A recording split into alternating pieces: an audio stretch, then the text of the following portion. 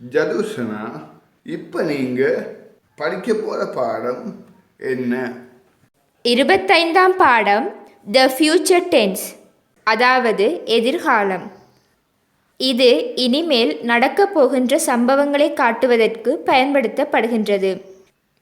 இப்போ நாங்கள் ஃபியூச்சர் டென்ஸிற்குரிய வாக்கிய அமைப்பை பார்ப்போம். முதலாவது சப்ஜெக்ட் வரும். இரண்டாவது ஷால் அல்லது வில் வரும். மூன்றாவது verb 1 simple present tense verb வரும், அதாவது வினைச்சொல்லின் முதலாம் வடிவம். நான்காவது ஒப்ஜெக்ட் வரும். இதற்கு பிறகு பின்னால் வருவது எல்லாம் அப்படியே வரும். இப்போ நாங்கள் த ஃபியூச்சர் டென்ஸில் பாசிட்டிவ், நெகட்டிவ், கொஷன், அதாவது நேர் வாக்கியம், எதிர்மறை வாக்கியம், வினா வாக்கியம் ஆகியவற்றையும் அதற்குரிய தமிழ் அர்த்தங்களையும் பார்ப்போம்.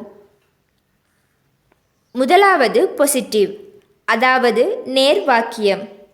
ஒரு முக்கியமான விஷயம் என்னவென்றால் ஐக்கும் வீக்கும் ஷால் பயன்படுத்த வேண்டும், மிகுதி அனைத்திற்கும் வில் பயன்படுத்த வேண்டும். ஆனால் அனைத்து சப்ஜெக்டிற்கும் வில் பயன்படுத்தினாலும் தவறில்லை.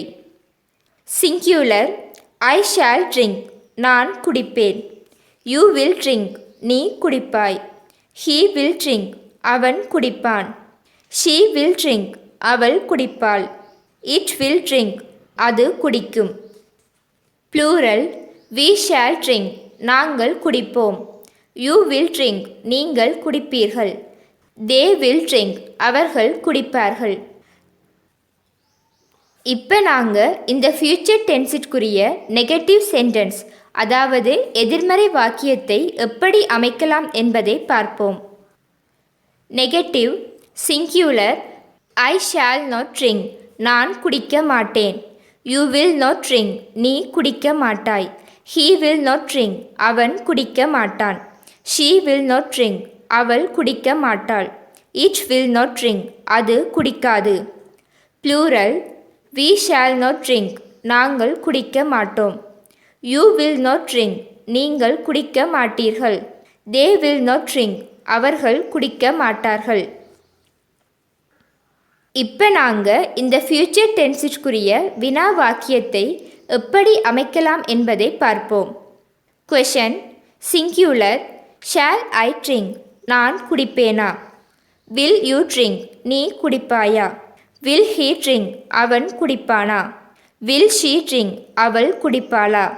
வில் இட் ட்ரிங்க், அது குடிக்குமா. ப்ளூரல், ஷால் வி ட்ரிங்க், நாங்கள் குடிப்போமா. வில் யூ ட்ரிங்க், நீங்கள் குடிப்பீர்களா. வில் தே ட்ரிங்க், அவர்கள் குடிப்பார்களா.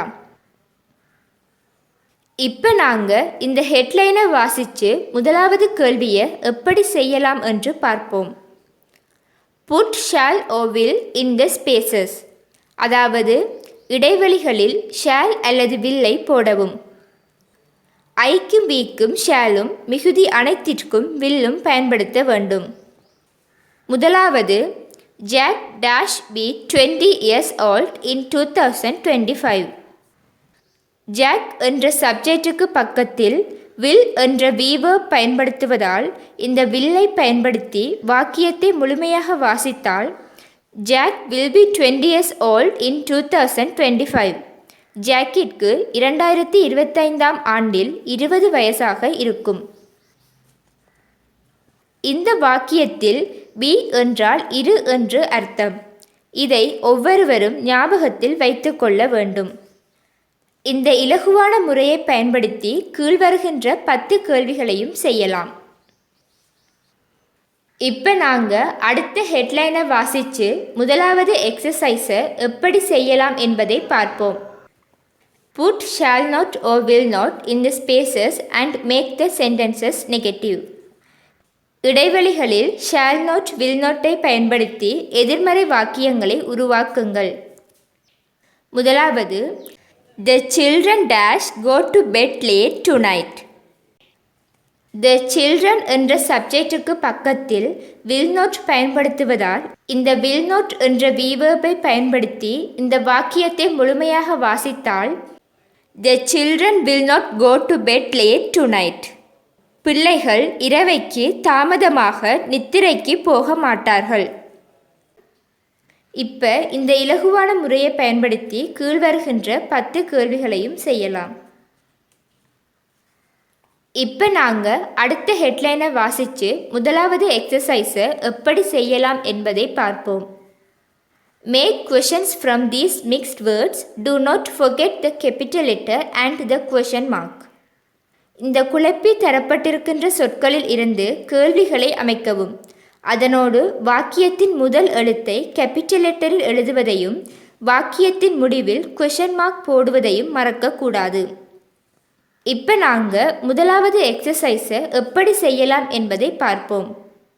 முதலாவது, her mother help this evening will she. இந்த குழப்பி தரப்பட்டிருக்கின்ற சொற்களுக்குள்ள முதலாவதாக will sheயை போட வேண்டும். அடுத்ததாக verb-ஐ போட வேண்டும். அதற்கு பிறகு ஒப்ஜெக்டாக இருக்கின்ற her mother என்ற சொல்லை போட வேண்டும். அதற்கு பிறகு கடைசியாக this evening என்ற வார்த்தையை போட வேண்டும். அத்துடன் question mark-ஐ போட்டு இந்த வினா வாக்கியத்தை முழுமையாக வாசித்தால் will she help her mother this evening? அவள் இந்த மாலை அவளுடைய அம்மாவுக்கு உதவி செய்வாளா? இப்போ ஒவ்வொருவரும் இந்த இலகுவான முறையை பயன்படுத்தி கீழ்வருகின்ற 6 கேள்விகளையும் செய்யலாம். நாங்கள் இந்த ஃபியூச்சர் டென்ஸில் பலவிதமான வாக்கிய அமைப்புகளை பார்த்திருக்கின்றோம். இப்போ நாங்கள் இறுதியாக ஒரு வித்தியாசமான வாக்கிய அமைப்பை பார்ப்போம். இப்போ நாங்கள் ஹெட்லைனை வாசித்து முதலாவது எக்ஸசைஸை எப்படி செய்யலாம் என்று பார்ப்போம். Complete these questions and answers with future tense. எதிர்கால வாக்கிய அமைப்புகளை பயன்படுத்தி இந்த கேள்விகளுக்குரிய விடைகளை பூரணப்படுத்துங்கள். முதலாவது, how old dash Jack be in 2025? He dash dash 20 years old. இந்த எக்ஸசைஸில் முதலாவது வாக்கியம் வினா வாக்கியமாக இருப்பதால் how old என்ற சொல்லுக்கு பக்கத்தில் will பயன்படுத்தப்பட வேண்டும். ஆகவே இந்த will என்ற சொல்லை பயன்படுத்தி இந்த வாக்கியத்தை மறுபடியும் வாசித்தால் how old will Jack be in 2025? ஜாக்கிற்கு 2025ஆம் ஆண்டில் எத்தனை வயதாக இருக்கும்? இந்த வாக்கியத்தில் ஒரு முக்கியமான விஷயம் என்னவென்றால் how old என்றால் எத்தனை வயது, be என்றால் இரு என்று பொருள்படும். இப்போ நாங்கள் இரண்டாவது வாக்கியத்தை பார்க்க போனால் he dash dash 20 years old.